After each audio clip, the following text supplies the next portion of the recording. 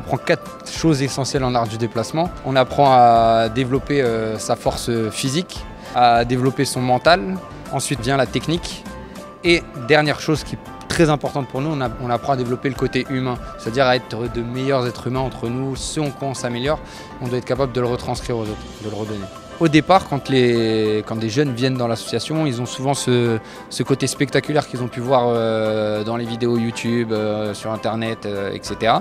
Nous, la première chose qu'on fait, c'est du coup, on casse un peu leur ego en leur disant écoute, tu vas pas faire des saltos avec nous, on va pas t'entraîner à monter sur un immeuble.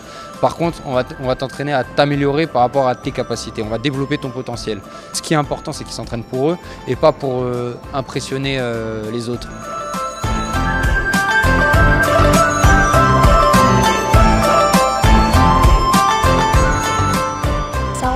Ça consiste à s'adapter à n'importe quel terrain ou milieu et aussi se renforcer mentalement et physiquement.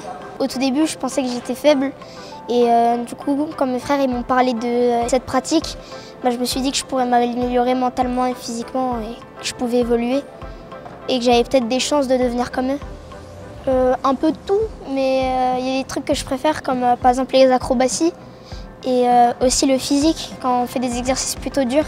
Quand je m'ennuie ou que même j'ai rien à faire à la maison, je me dis si j'allais m'entraîner dehors ou sinon même je m'entraîne avec mes amis, même pour en dehors du cours, pour m'améliorer et je m'entraîne tout seul. Moi j'ai commencé là cette année en septembre.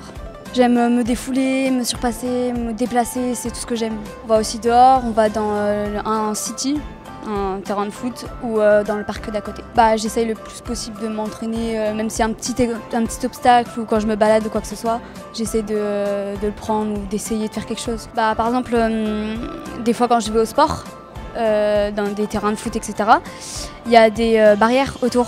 Et du coup, pour me déplacer, pour passer la barrière, au lieu de passer par les chemins, je passe au-dessus ou en dessous, j'essaie de faire des mouvements.